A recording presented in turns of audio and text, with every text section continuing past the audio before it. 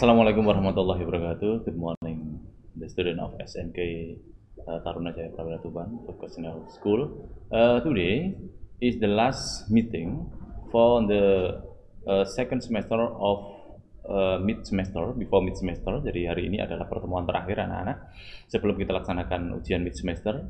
And before we go to mid test, sebelum kita melangkah ke mid test, last week Mrs. Laili have learned about preparation of mid test. Jadi minggu yang lalu untuk persiapan ini Bu Laili sudah menyampaikan materi mengenai mid test persiapan. Jadi kebetulan minggu yang lalu Bu Laili sudah menyampaikan mengenai analytical exposition and factual report. Jadi mengenai contoh-contoh soal di analytical exposition dan factual report. Actually, we take 4 material in the mid test. Jadi kita mengambil 4 materi di mid test ini. First is for analytical exposition, and second is factual report. Jadi yang pertama adalah analytical exposition, kedua adalah factual report, sudah dibahas Bu Laili kemarin. And then the third is passive voice, and the fourth is conditional sentence. Jadi yang keempat adalah conditional sentence atau disebut juga dengan if clause. Jadi di sini saya akan melanjutkan materi mengenai pembahasan contoh-contoh soal saja. Kita berikan beberapa soal yang kira-kira nanti paling tidak ya seperti inilah soal yang akan keluar. Mirip-mirip mungkin ya. Jadi kita akan mulai. Saya untuk tidak terlalu banyak, tapi sekali lagi tolong diingat bahwa materi yang akan kita gunakan di ujian besok ada 4. Yang pertama adalah analytical exposition, yang kedua adalah factual report, yang ketiga adalah passive voice, yang keempat adalah conditional sentence atau if clause. Okay, let's go to the material. Nah, this is the example of the question. Jadi ini adalah contoh soal. Kalau kalian dilihat di sini, ini adalah bentuk pasif. Jadi sengaja saya tampilkan 2 contoh soal. Intinya soal yang akan keluar besok adalah kalian harus memilih salah satu opsi dari jawaban ini. You can choose one option of the answers. Jadi silahkan pilih satu opsi ini untuk melengkapi kalimat yang kosong. Kira-kira yang mana? Apakah itu yang A, yang B, yang C, D, atau E? Kalau misalkan kita lihat di sana percakapan antara David dan Mike, tadi kita lihat di sini, yang berbicara itu siapa? Yang titik itu apa? Kita lihat di sana ada David, it di depan. Itu artinya sebagai subjek di depan. It itu jumlahnya berapa? Ada 1.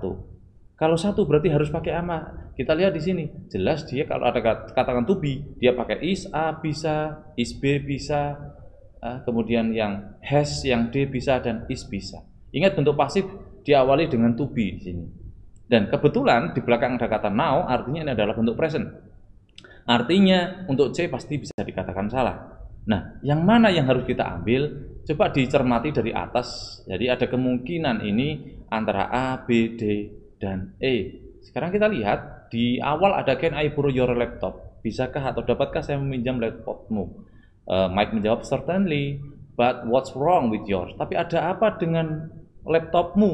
Nah, dijawab it bla bla bla. Now, ini rusak, ya. Ini sedang rusak atau apa? Kita lihat di sana. Pertanyaannya di sini menggunakan bentuk biasa, tidak ada bentuk verb ing di atas, tidak ada bentuk continuous. Artinya yang mana? Kita bisa menggunakan bentuk yang ingat, untuk bentuk pasif itu menggunakan verb 3. Artinya untuk yang B pun salah. Ya, dicermati yang B itu salah. Karena apa? Ini bentuk continuous, ya. Aktif ya, yang aktif. Yang mana? Untuk kita lihat yang is going to repair juga bukan bentuk pasif karena bukan verb 3. Antara kemungkinan yang mengerucut itu ada jawaban antara A dan D. Kalau kita katakan laptop kita rusak atau sudah rusak, kalau kita ngomong sama dengan orang, yang jelas kita akan mengatakan bahwa laptop kita rusak. Yang mana? Yang A bisa menjadi opsi jawaban. Jadi nanti contoh-contoh soal seperti ini akan kamu temui. Lebih cermat lagi di dalam mengerjakan soal ya. Kita lihat contoh yang kedua, komodo. Komodonya berapa? Ada S di belakang, berarti jelas komodonya lebih dari 1. Ya, bla bla bla bla. To be descent from dinosaurus. Ya. Kita lihat ini untuk bentuk pasif. Bentuk pasif itu sekali lagi adalah identik dengan verb 3. Ya, atau auxiliary verb. Yang mana?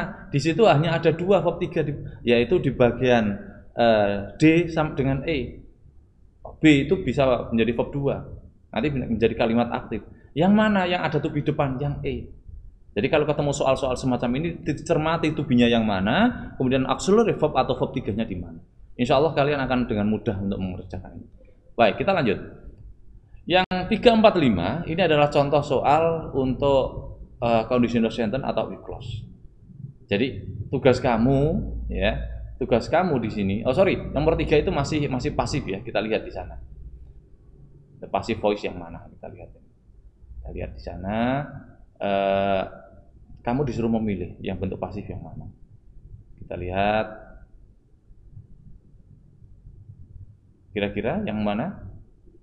Adam painted the entire house. Di sana dia adalah bentuk past, simple past. Artinya tidak mungkin ada being di sana. Ya, tidak mungkin ada being. Berarti yang C bisa dikatakan salah. E juga salah karena ada being di sana. Antara A, B kita lihat di sana dan D kita lihat. Apakah di sana ada have? Tidak ada have di belakang Adnan atau had. Artinya apa? D juga salah. Antara A dan B. Jadi kalau mengerjakan nanti mengerucut seperti ini ya. Yang mana kita lihat, kita cermati lagi apakah itu A, B atau ya A ataukah B. Sekarang kita lihat di sana. Entire house-nya jumlahnya berapa? Karena tidak ada di situ tanda jamak atau S ya. Maka yang bisa menjadi pilihan jawaban adalah A. Karena apa? House-nya cuma 1. Andai kan house-nya lebih dari 1, kita pakai yang B. Kita lihat nomor 4. Ya. Will not repair. Ini ternyata pasif semua. Ya mohon maaf. Ini masih pasif semua. Ini kita lihat ya. Di sini pasifnya bagaimana? Slash will harus muncul di sana. Kemudian setelah will diikuti oleh, karena ada verb ing maka ada being. Artinya yang C juga salah, yang E juga salah, ya, yang D juga salah. Tinggal antara A sama B. Nah, untuk bentuk model untuk bentuk pasif itu ditambahkan be kemudian diikuti oleh auxiliary verb. Berarti yang mana? Yang A. Ya, nanti contoh menganalisa soal seperti ini. Kemudian yang nomor 5, kita lihat di sana, ya, grace-nya di depan. Ya. Grace-nya itu jumlahnya berapa, gitu kan? The sheep ate grass. Domba makan rumput. Ini bentuk simple past. Apakah mungkin domba itu hanya makan rumput 1? Kan tidak mungkin. Jelas rumputnya lebih dari 1. Tidak mungkin domba memilih makan rumput medium memilih 1 ngambil 1, tidak mungkin. Dia pasti lebih dari 1. Artinya apa? Pasti dia bentuk jamak. Ya, kita lihat, dan ini bentuk past tense, artinya jawaban A, jawaban B, karena di situ or sama is, ini bentuk present, pasti salah. Ya, apalagi E, langsung eaten itu verb 3, auxiliary verb tidak boleh, harus ada to be di depannya. Tinggal jawabannya adalah antara C dan D. Kita lihat lagi, grace-nya jumlahnya berapa? Karena rumput pasti lebih dari 1, maka yang kita jadikan pilihan jawaban adalah yang D, were, bukan was. Kiranya itu anak-anak ya yang menjadi ulasan persiapan ujian. Ya, mudah-mudahan kalian bisa belajar dengan baik ya. Selamat menempuh ujian untuk conditional sentence. Mohon maaf ini ternyata materinya belum sempat masuk, jadi silahkan dipelajari untuk if clause-nya, analytical exposition, passive dan factual report. Intinya itu saja yang akan menjadi bahan materi kita.